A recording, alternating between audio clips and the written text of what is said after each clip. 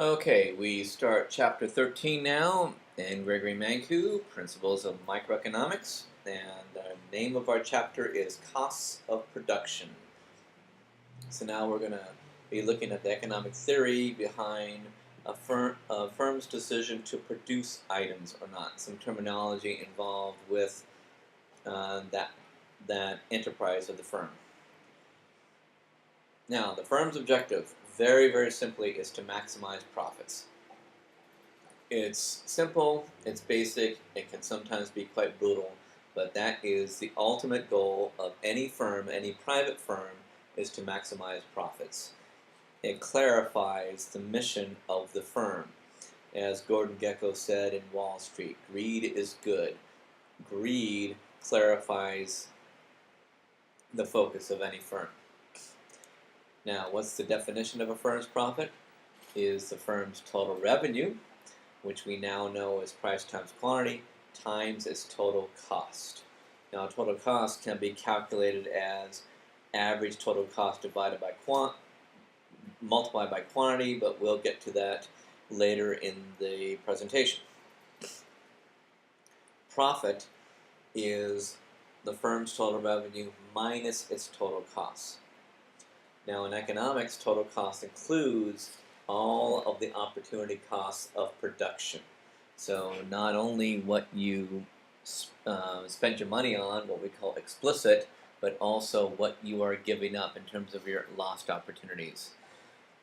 Better view of that will be in the next slide. Economic versus accounting profit. Now, we economists view firms in terms of the profit as subtracting explicit and implicit costs. The implicit cost is what you would consider the opportunity cost. What you are giving up implicitly by being in a business. Very difficult to measure, so accountants don't usually look at implicit costs. They look strictly at explicit costs. Best way to look at implicit costs is in terms of the entrepreneur who starts a business. The entrepreneur, from an economist's point of view, has to include what he or she could have made in the previous job.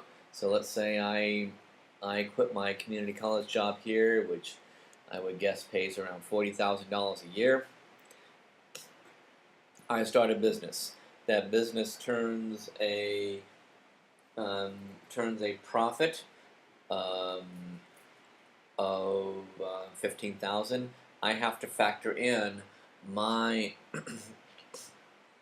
what I'm giving up, my salary of $40,000 into that, because that is what I'm giving up by running the business. So we factor in implicit costs. Oftentimes a business will pay its own managers, its own entrepreneur, to take that into consideration a little bit. Okay, so what happens to profit as you keep on adding workers? So now we're going to be a little dynamic about it. And the measure that we have is called marginal product. Marginal meaning extra. Marginal is the additional output over the additional input. And as we know, additional is change or delta. So as I add another input, in this case, the easiest way to look at this as a worker, it could be another unit of land, it could be another unit of capital, but the easiest way of looking at this is another worker. How much more output, how much more product will that additional worker add to the enterprise? This process is governed by a very, very basic and strong law that we call diminishing marginal product. It simply is the property whereby the marginal product of an input declines as the quantity of that input increases. As more and more workers are hired at a firm, each additional worker contributes less and less production because the firm has a limited amount of equipment.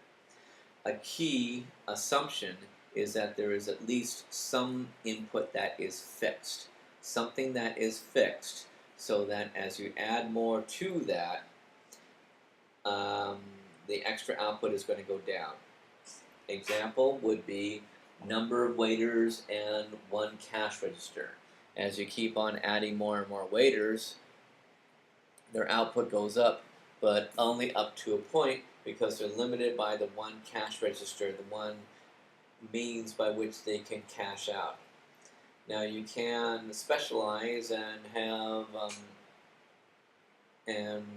have specific people operate the cash register, and that can hold off diminishing returns, but not forever. Students and one teacher is another really good example. Add more and more students and just one teacher. Eventually you're going to get diminishing returns in terms of your additional learning that the student can do. Now, a graph of this diminishing marginal product is what we call production function. And here the production function, there we go, shows that as I'm hiring more workers, each worker can produce more and more cookies, but that addition becomes less and less.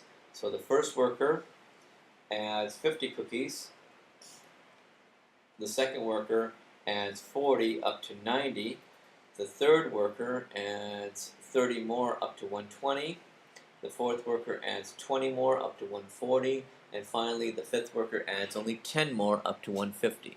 And this is because all of those workers are operating in a fixed space perhaps, or have one piece of capital equipment to share amongst them.